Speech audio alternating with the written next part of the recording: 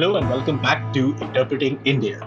This season, we at Carnegie India are examining many of the challenges and opportunities that India will confront in the coming decade. I'm your host, Rudra Chaudhuri, and this week we're taking a look at the tensions between Russia and Ukraine. More than 100,000 Russian troops are currently stationed along Ukraine's northern and eastern borders. The United States has deployed close to 2,000 additional troops to Poland.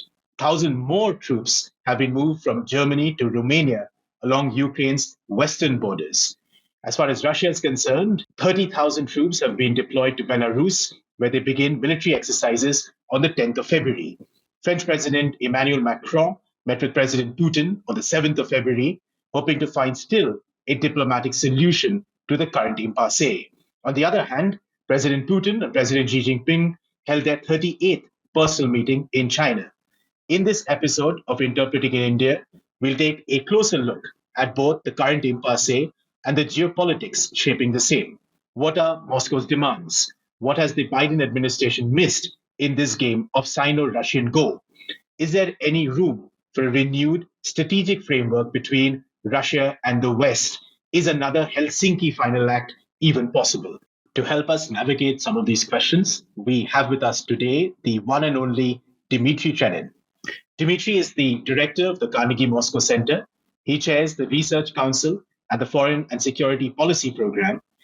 In 1993, he retired from the Russian army. He served in the Soviet and Russian armed forces between 1972 and 93, including as a liaison officer in the External Relations branch of the Group of Soviet Forces and as a staff member of the delegation to the US-Soviet nuclear arms talks in Geneva in the 1980s and early 90s. He also taught at the War Studies Department of the Military Institute. Dmitri, welcome to Interpreting India. We are delighted to have you with us. Dmitri, let me ask the first question. Let me keep it pretty broad. There are many fast moves taking place at this time.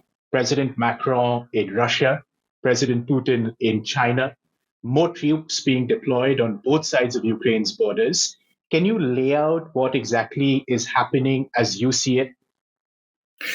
Well, in my view, President Putin is now using unorthodox instruments to pursue his goal of changing the architecture of European security from the present structure dominated by the United States and very much centered on NATO to a bipolar, if you like, or two-pillar structure, which is essentially based on agreements, understandings, etc., between two pillars. One is the United States and NATO, the other one being the Russian Federation. I think that Putin, having been frustrated with his attempts to get a response to his arguments about the need to take Russian security concerns seriously, has come to the conclusion that his counterparts, or if you like, opponents in the United States, would only pay attention if you use the language of force backed by force. And to that goal, he amassed a sizable number of Russian forces along the border of Ukraine. And he got the attention of Washington, and he engaged the American president in a discussion precisely on the issues that were topmost on his mind. Not so much Ukraine, but the issue of European security and Russia's role in the European security architecture. And the diplomatic contacts that have followed Putin's conversations with Biden at the end of last year, the meetings in Geneva, Brussels, Vienna, again in Geneva, the visits that you have just mentioned and more, suggest that his plan has worked to a degree. And he managed to engage not just the Americans, but also the Europeans in a serious conversation about Russian security concerns. That's where we are. So, Dmitry, if I could just ask you on this, is a few days ago, Sergei Lavrov said, he says there are differences in the understanding of the principle of equal and indivisible security.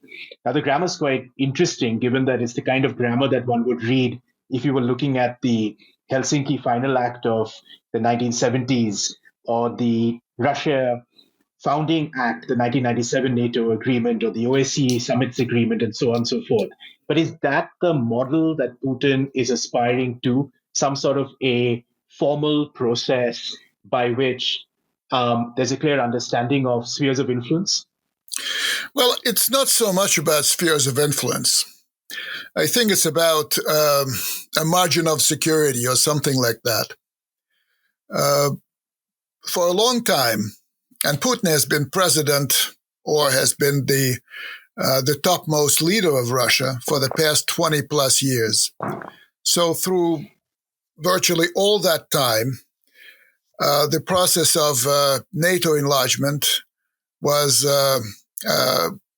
being actively pursued, so that the Atlantic Alliance, which stood at 16 at the time of the end of the Cold War, 16 member states, has expanded to include altogether 30 countries. So 14 countries joined after the downfall of the Soviet Union and the end of the Cold War. Some of those countries are in the vicinity of Russia, say the Baltic states. Some are fairly close, such as Poland, Romania. Since 2008, there has been an offer to Ukraine and Georgia, that both border on Russia, to join NATO at an unspecified date. And NATO has made it very clear that they want the door to the alliance to remain open. Now, to Putin, this is too close for comfort, particularly regarding Ukraine. And Putin has been trying to send the message to Washington that admitting that's important. Admitting Ukraine to NATO would be tantamount to the Soviet Union during the Cold War using Cuba as a military base against the United States. So it is as intolerable to the Russian leadership as Cuba's hosting Soviet missiles was intolerable to the leadership in the John F. Kennedy era in the United States. But clearly people have different views of themselves and of others, and they do not buy Mr. Putin's arguments. So what he is basically telling with so many forces on the Ukrainian border that any conflict that involves Ukraine and Russia would turn into a global conflict and potentially into a global nuclear war if Ukraine were challenging Russian borders that it doesn't recognize, for example, as in Crimea, while at the same time being a member of NATO.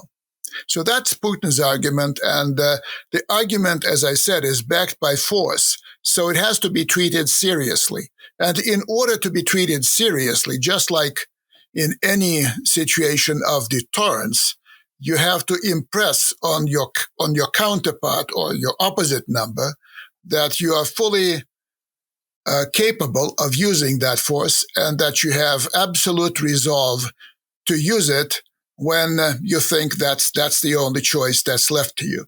On the other side, Dmitry, on the Biden administration side, there seems to be a dichotomy, because on the one hand, it appears to many of us on the outside that the administration was very quick to whip up the threat that they perceived Russia as posing and the likelihood of war.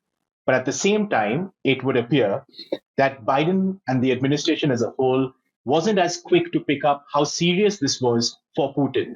Do you agree with that dichotomy? And what's your reading of the way in which the administration has dealt with this particular crisis? Well, I think it's a bit hard for me to analyze the U.S. administration. I think it's best done by our American colleagues. But the way it is seen from Russia is that for the administration, that was both what Putin was doing was both a challenge and an opportunity. On the challenge side, the administration certainly could not tolerate a Russian invasion of Ukraine that would have resulted in a quick defeat of the Ukrainian forces and the Russian takeover of Ukraine, coming just months after the very messy and ugly in some aspects withdrawal of the United States forces from Afghanistan. That would have dealt a very powerful blow to the Biden administration and its chances both in the midterms and in the 2024 election. On the opportunities side, Russia's saber rattling was seen as a good tool to reconsolidate the NATO alliance, to build a common front against Russia, to make sure that NATO speaks one language with Russia, with the United States, and that the countries that were considered to be quote unquote soft on Russia, such as Germany and France, would have to take a much tougher position vis-a-vis Moscow. So the administration was torn between those two things, the challenge and the opportunity. In my view, the administration does not have a very good understanding of Russia, of Russian policies. I think that the view of Russia over the past maybe 15 years, 20 years, has been 15, I think, years, has been distorted to suit the ideological precepts, to suit certain stereotypes that were built in the U.S. body politic. And the Russia that you see from Washington is often very different from the Russia that actually exists. And in a situation in which being, let's say, objective about Russia can bring you into trouble with some powerful quarters in Washington, D.C., this is inevitable. This distortion is clearly inevitable. Well, hopefully this crisis has served as a bit of a wake-up call for the administration, including for the Verve to focus purely on China or to be hypnotized by the Indo-Pacific. But further question, Dmitri, you from the very beginning have been one of the few rare voices that has been sanguine about the possibility of war. You've always maintained in your writings and the interviews that you've given in the last month or so that you seem to suggest that war is less of a possibility. Are you of the same opinion now, given the fact that there are troop deployments? The Americans have moved 1,700 troops to Poland. They have rotated troops out of Germany to Romania. There's a Russian military exercise that will start this week on the 10th of February in Belarus with close to 30,000 soldiers. So are you still as sanguine about the possibility of de-escalation? Rudy, as I said before, I viewed this operation by Putin as essentially a tool of his diplomacy or a tool of his foreign policy. This is diplomacy by other means. 25 years ago, there was a term coined in the United States that read coercive diplomacy. That was diplomacy with the use of force. Now, Putin is using diplomacy with the threat of a use of force. That's what he's doing. I never thought that a war against Ukraine with its huge, well, let me say, it would be seen as a huge tragedy, not only by Ukrainians and in Ukraine, but also in Russia. That would destabilize not only Ukraine, but it would challenge the stability within Russia. The economic cost of such a war would be tremendous. And this is not something that I still consider Putin to be, again, unlike the picture that is widely spread in the Western media, I do not see him as reckless. I do not see him as out of touch with reality. I do not see him as some latter day version of a dictator who is bent on, a megalomaniac dictator who is bent on reconquering half of Europe. I see him as very calculating. I see him as pretty level-headed on geopolitical issues. So what do I know? I can only watch. I can only analyze. I'm not privy to the private conversations that Mr. Putin is having with other people. Clearly, no one can read Putin's thoughts, so I can come up only with hypotheses. So my hypothesis is that he is calculating and careful. The wars that he has waged, and Putin has waged several wars in his tenure as president, starting with Chechnya. Then there was a war in Georgia, a war with regard to Crimea, Donbass, Syria. In all those wars, Putin, to me, has displayed fairly good calculus, ruthlessness married to moderation, and he was also very careful that none of those wars in which he engaged would challenge the domestic stability of Russia. He has gone through, as all of us, we all remember the experience of Afghanistan on the impact of Afghanistan on the domestic situation in the Soviet Union in the 1980s. And I think that he is very, very careful not to go down that path. So I never thought that the war against Ukraine would be on the cards, except in one case. If Putin were challenged the way he was challenged back in 2008, when Georgian President Saakashvili attacked the breakaway region of South Ossetia, his forces killed several dozen Russian peacekeepers in the area. And then, of course, there was a counterpunch from the Russians, and there was a defeat of the Georgians. To the west, this is a Russian aggression against Georgia. But I would challenge those people to describe the likely action by a Western country, starting with the United States.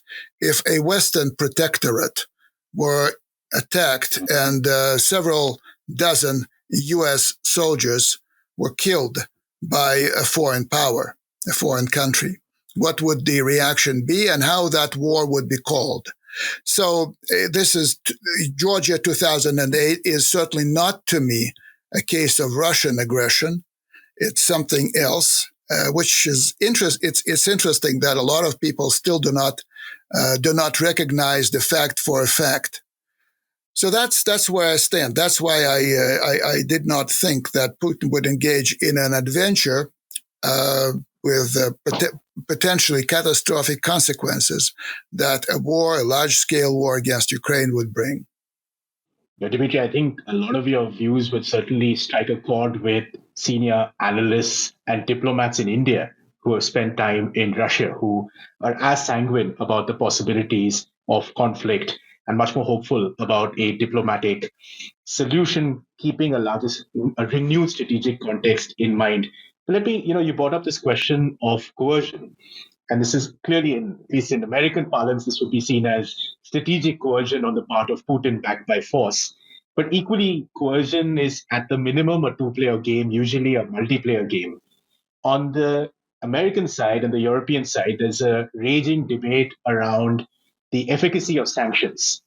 And this certainly came to light recently when the German chancellor met with Biden in Washington, given that Germany and Russia have a long-standing energy relationship, and there's this pipeline which may just either go offline or go online anytime soon.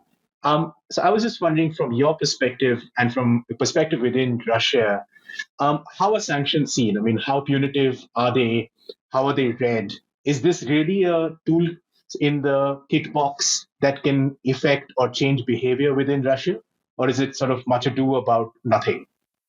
Well, I would say this. First of all, sanctions do hurt. Sanctions are not welcome by people who have to deal with the global market in Russia. Sanctions are not popular in that group. When certain technologies cannot be imported into Russia, when raising money becomes more difficult, when the ruble is going down occasionally, and sometimes plunges to lower depths, people are not amused. The ordinary people of Russia, they feel some impact of the sanctions, but it's not totally negligible, but it's certainly subcritical.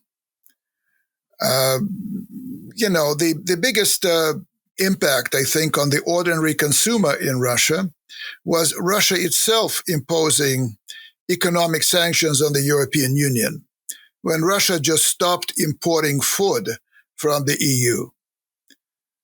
And that, I think, is very interesting, because in the 1990s, most of the foodstuffs that you would buy in Moscow supermarkets would come from elsewhere, mostly from Europe, but from other countries as well. There were very few Russian products in those days. Today, you have no European products except for wines and chocolates, maybe. But Russian supermarkets are well stocked with food produced within Russia. This is a measure of clearly a measure of success for Russia. But again, if you turn to some industrialists, they will complain about sanctions. Where the sanctions, so they have hurt, not much, but they have hurt, and in some sectors, some cases, they have hurt much stronger than in most others. That said, sanctions have not been able to change Russia's foreign policy. They have not been able to impact on the decision maker, i.e. Mr. Putin. They have not been able to impact on his immediate entourage, who are all under personal, or most of them are under personal sanctions. The people who were placed under Western sanctions, some of them were richly compensated by President Putin by giving them new opportunities within Russia to compensate for the opportunities lost in the rest of the world. And these sanctions have not produced a backlash against their own government by the bulk of the Russian population. In that sense, the sanctions have not worked. But you may say that the truly nuclear sanctions are yet to be imposed on Russia, like switching off SWIFT for Russia. That's the system of payments. Stopping to deal with the Russian sovereign debt, and stopping or severely limiting any transactions made in the US dollar. Those sanctions would certainly make an impact on Russia, but those sanctions would also create a degree of disruption, maybe in some areas a fairly high degree of disruption in the global economy. And they would again hardly move the needle of Russian foreign policy in the direction that the United States would wish it to move. Rather, I think Russia would go in the opposite direction. As Putin said, if you impose those sanctions on Russia, those quote-unquote nuclear ones, and then we'll go for a complete rupture in our relations with you guys. And that is another threat that Putin is using these days, and I think it's credible. If sanctions are unlikely to have the desired effect, which is, history is full of examples of how sanctions have led to some kind of a rally around the flag effect and not really been able to change behaviors, it's of course a mixed result. But it also complicates the transatlantic alliance and clearly the relationship that Europe has with Russia, not the least because of the dependence on energy, but also Russia's dependence on revenue from the energy that it sells to Europe. And here, Dmitri, I was just wondering if you could talk a little bit about the role of President Macron, the role of the German Chancellor, who was seen very much as the peace envoys in this particular crisis, one going out to Washington, one spending over 5 hours in conversations with Putin. What is the next step? So what's the next logical step once these European leaders come back into Europe? Well, President Macron, having spent time in Moscow, has flown to Kiev, and he will spend time with the Ukrainian leaders. His mission is, as I understand, to come up with, or rather to share his ideas with both the Russian and Ukrainian leaderships on ways to get the Minsk process, the process over the link to the implementation of the so-called Minsk agreements on Donbass in 2015 that offered the path to reintegration of the part of Donbass that's outside of Kiev's control with the rest of Ukraine on certain terms. And France and Germany are the two guarantors of the Minsk agreement's implementation. Actually, the German chancellor is expected in Moscow next week after his visit to Washington. From the Russian perspective, the most important player in the issues of European security is the United States of America. Russia intends to continue talks and hopefully negotiations with Washington on the issues of European security. But the Europeans matter in the sense that, as I said, they are co-guarantors of the Minsk agreement. And that, as you said, Rudy, they are the two countries, and I would add Italy here and a number of others, who are very much engaged with Russia economically. For Germany, for example, there is no better alternative to the Russian gas and Russian natural gas that's being pumped to Germany, in part across the Baltic Sea, in part across Ukraine and Poland, actually. The issue of the Nord Stream 2 pipeline, that's a second pipeline that connects Germany and Russia across the Baltic Sea, is now a hot issue in relations between Washington and Berlin. Washington traditionally is very skeptical and suspicious toward any closeness between Berlin and Moscow. That's been there since the end of the Second World War. To Washington, this dependence of Germany on Russian gas is a strategic issue that makes Germany a less dependable Atlantic partner than other NATO countries that are not as much exposed to the Russian market. Actually, Germany still has 6,000 firms that are working in Russia, that are investing in Russia, producing in Russia, and all that. France is also pretty heavily engaged, not as much as Germany, but still pretty heavily engaged. So are the Italians, and as I said, some others.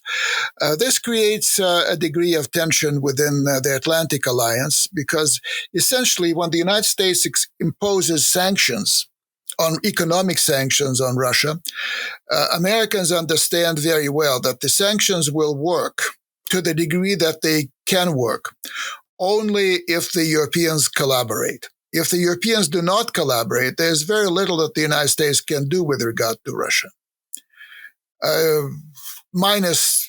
With one exception, that is the US dollar transactions. Apart from that, there's not much that the United States can physically do to sanction Russia economically due to the fairly small amount of trade that's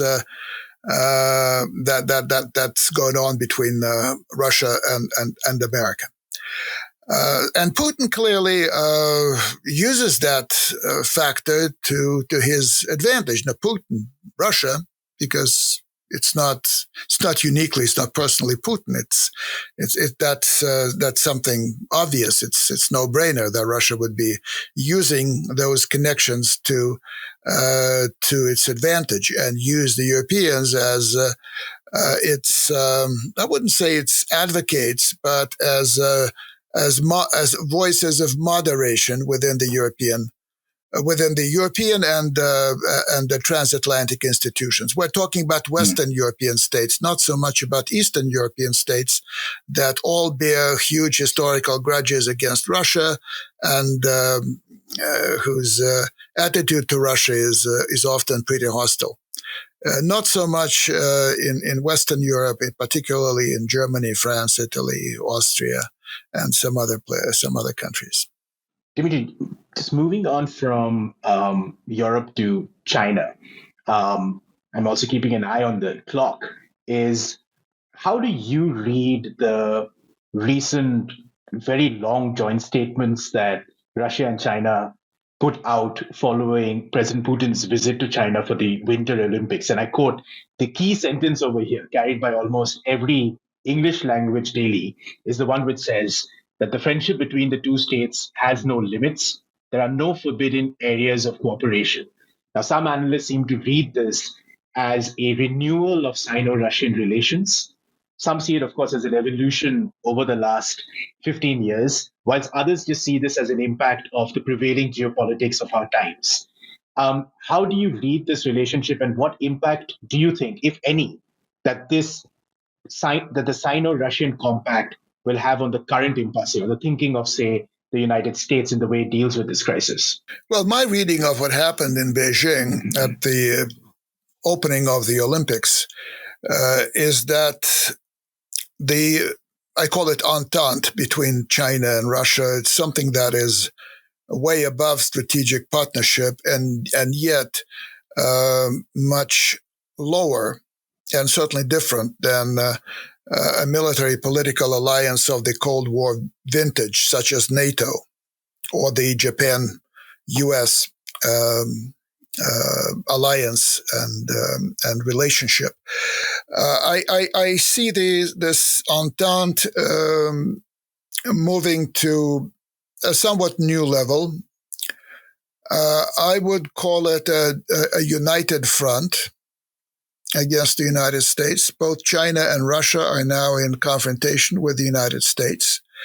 And I think the logic of that confrontation has led the leaders in Beijing and Moscow to come to the conclusion that it would make sense from the standpoint of respectively Russian and Chinese interests to collaborate more closely and coordinate more often. The long communique, the long joint statement, to me is a charter of Sino-Russian collaboration, Sino-Russian coordination in the time of Sino-American and Russian-American confrontation. What's truly important, what struck me when I was reading this, was not the phrase that you've quoted. It's a very catchy phrase, but I would say it's a bit meaningless, or very vague at least. It's like Putin joking when he was asked a question of a school student. Where does Russia's border end? And the school student, a good student, said, well, it ends on the Bering Strait that separates Russia from America. And Putin smiled and said, well, you're wrong, because Russia's borders do not end anywhere because it's a circle. It's a good phrase, but what I was particularly struck by was the statement, or the sentence in the statement that said that China supports Russia's proposals on European security. And Russia supports China's position on Taiwan. Well, Russia supporting China's position on Taiwan, of course, is no news. Moscow has been supporting that position from 1949. Even in the worst days of the Soviet Chinese Cold War, confrontation, border clashes, all that, Russia, the Soviet Union was still recognizing Taiwan as part of the People's Republic of China. So that's not news to me. But it's news that China is publicly, for the first time, not in that statement, there were some statements by Chinese officials just before that. So the statement fixes certain new developments and makes them part of a general, let's say, charter of relations. China will have Russia's back in confrontation with the United States in Europe, and Russia will have China's back in possible confrontation with the United States in a place like Taiwan. So that to me was very important. I have to add in the same breath that this does not mean a complete agreement between Moscow and Beijing on even on the issues that are very important for the Russian and Chinese leaderships. China, for example, does not recognize Crimea as part of Russia. Russia does not support China's claims in the South China Sea. It's important. It's also important that in that same statement, there was a reference to the triangular Russia-India-China relationship. It was just barely a sentence, but it's important that the sentence was there. It's important for Russia to send a message also to Delhi, but to Beijing as well, that the relationship with India to Russia is of strategic importance, and Russia will not compromise on that issue. Yeah, I think on the RIC that was tucked into the statement, I think that's becoming more and more apparent that Russia plays a much more active role today with regards to Sino-Indian relations. But coming back to the question, Dmitri, on China and the guarantees, or if you like, the affirmations on Russia's position in Europe, China's been remarkably non-interventionist when it comes to some of its closest allies. So if I think about Pakistan, for instance, in the war with India in 1965 or 71 or 1999, despite the growing closeness between the two countries, China actually never took a position militarily that could have impacted or affected that equation. Perhaps to a certain extent in 1971, but in general terms, not so much. And I was just wondering, when it comes to Europe and the Ukraine crisis in particular, do you think that that these lines in a statement, for instance, does affirm a change in the way in which China deals with global security and its own approach to Europe? Well, I think it does, but I would qualify that assertion I don't think that China intends or Russia expects China to materially support Russia in Europe. Russia doesn't need that. It can nicely handle the issue itself. Russia, in general, proceeds from the assumption that in case it has a conflict with somebody, it has to rely on itself. No one will come to Russia's rescue or Russia's aid.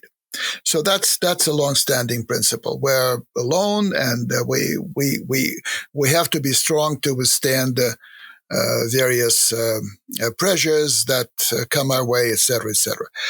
What's important is a statement from the Chinese to the U.S. that the U.S. should not try to split China from Russia, or Russia from China, for that matter. So China backs Russia's diplomatic position. The statement does not refer to the Russian forces in Ukraine. It does not refer to Ukraine as such, because for Russia, and that's a very important point, the current crisis in Europe is about European security. It may be centered physically on Ukraine, but it's not about Ukraine. Whereas for the West, for the Western media, it's a crisis between Ukraine and Russia, and it's a crisis about a threat of war that Russia presents to Ukraine and, by extension, to the rest of Europe. We have very different optics for different reasons, and I think that the Russian optic is actually much closer linked to Russia's foreign policy goals than the optics of the U.S. that is more linked to the vision of Russia that the United States has, and the United States spreads to its allies and partners and around the world. So no, China is not going to support Russia materially, but we hear voices from Washington, including from Secretary Blinken, basically saying that China should tell the Russians that they should stop threatening Ukraine, that the war in Ukraine would be negatively seen in China. And they're basically telling, no, just stop talking that way. This is not going to impress us at all. We have a different view of what's happening, and we have a different view of Russia's policies, and we back Russia's proposals on those issues. In exchange, China clearly wants Russia to pay back and support some Chinese claims. And I think in the recent past, we have seen Russia doing a few things that actually make it closer to the position that China takes on, for example, relations with Japan. There was a case of a Sino-Russian naval exercise during which the combined squadron of Chinese and Russian ships sailed through straits between the Japanese islands and circumnavigated much of Japan. That was seen with a lot of concern in Japan. And the joint statement was critical. The Sino-Russian joint statement from Beijing was critical on the Japanese government's plans to release some of the water from the Fukushima nuclear station that was damaged in the tsunami 11 years ago, release it into the ocean. The Russians and the Chinese were critical. A whole paragraph was devoted to that issue. So there's some movement. On the other hand, the Russians could see their siding closer with the Chinese as a payback for the Japanese siding more closely with the Americans, and being on the verge of welcoming the Aegis ashore systems in Japan. That would present, of course, the most serious challenge to the Chinese defenses, but they would also have the capability of taking out targets in the Russian Far East. So Russia has to respond in some way. So it's a bit complicated, complex, and all that. But I see some movement, which is the logic of two parallel confrontations, I think, has brought the leaders of Moscow and Beijing to decide, as I said just a few minutes ago, let me restate that it makes sense for Russia to have the backing of China, diplomatic backing of China in Europe, and it makes sense for the Chinese to have the diplomatic backing of Russia in the Western Pacific. In both cases, Russia and China, respectively, would be able to strengthen their position vis-a-vis the United States.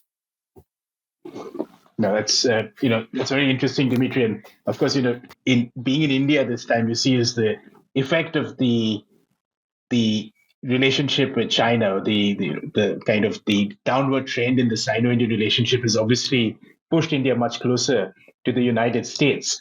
But when it comes to the US and Russia, it stumps those in India because Russia is, of course, the warmth may not be there in that relationship, as one former ambassador wrote recently in an Indian opinion piece.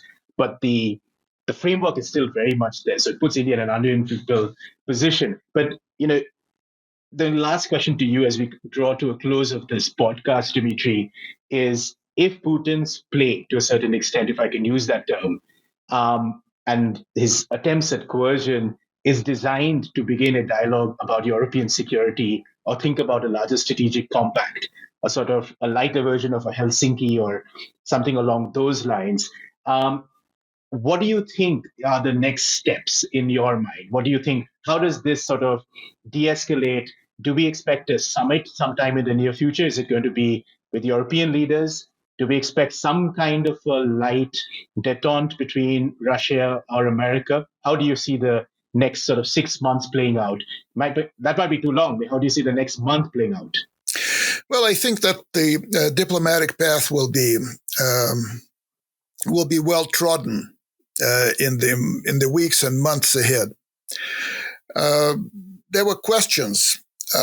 What would Putin do if his central demands, no Ukraine in NATO, no NATO in Ukraine, military infrastructure of NATO should be rolled back to where it was 25 years ago, all that, if those clearly maximalist goals would not be met, the West would not concede on those two principal issues, as it happened, actually did not concede. Would Putin resort to what Russian diplomats call the military and military technical measures? I think we have the answer now. The answer is, well, the quote-unquote maximalist goals remain for Russia. We will continue to pursue them. But at the same time, we will work on those issues where we think we can come up with agreements that would strengthen our own security, Russian security, and provide for better stability in Europe. That includes the U.S. offer to negotiate on intermediate-range nuclear forces, the so-called INFs, medium-range, intermediate-range missiles in Europe. After President Trump withdrew the United States from the INF treaty, and Russia, of course, had to withdraw from that treaty to follow suit. There is, in principle, a threat of those missiles being reinstated in Europe. They are dangerous because they only take a few minutes, 7, 10 minutes, 5 minutes, depending on where you place them, to reach Moscow out of Europe. Russia has some equivalent that can be placed on submarines and put the United States in a similar degree of danger. So it doesn't make sense to deploy those missiles. And the United States, after this diplomatic offensive by Russia, has agreed to hold negotiations on the issue. It's interesting that Russia was offering that ever since Trump had withdrawn the United States from the INF Treaty, offering a moratorium on those systems, and the United States was not listening. Now it is listening. Good. So this is a plus. This is a gain from Putin's diplomatic offensive. On other issues, Putin said we cannot tolerate strike weapons in Ukraine, and the United States basically is saying that they have no intention to deploy strike weapons in Ukraine or to place combat forces or forces in a combat mission with a combat mission in Ukraine. Okay, this is another thing that can be discussed, and hopefully some sort of an agreement can be reached, or on military exercises, limiting them in scale and scope, geographical locations, all that. So there have been a few gains, potential material gains from this diplomatic offensive. On the larger issue, though, the issue of Ukraine in NATO, I think it's very clear now that Ukraine will not get into NATO as long as Russia is against that. Because Russia has demonstrated that it is prepared, at worst, to go to war to prevent Ukraine from becoming a NATO member state. And the United States is on record. President Biden said it. The United States is on record saying that even if there's a war, even if Ukraine is invaded, even if Ukraine's territory is taken over by the Russians, the United States will not send its military forces to Ukraine, which means that Article 5 will not apply. Ukraine is not a member, but Article 5 will never be granted to Ukraine because the United States will not go to war with the other nuclear superpower over a country that is of so, let's say, moderate significance to the United States strategically as Ukraine is. So there may be ways of fixating Ukraine's geopolitical status in a new Europe, but that status will not be that of a NATO member state. So that's where we are. And I think that in principle, Putin's demands, which to a lot of people looked outrageous, although they could not be met in the form that Putin has originally suggested, a legally binding treaty with the United States, an agreement with NATO, all these forms are not practical. But then other forms could be found so that Ukraine permanently stays outside of NATO. And the task of the diplomats and politicians within Ukraine will be to come up with ideas about how to fit Ukraine into Europe's security architecture as a non-bloc member state. Western-orientated, fine. So zones of influence, spheres of influence will not apply. Think of Finland during the Cold War. Think of Austria. Think of other cases like that. So it's not so. How shall I put it? It's not so. It was not so outrageous of Putin to bring matters to the head and diplomatically attack his opponents head on.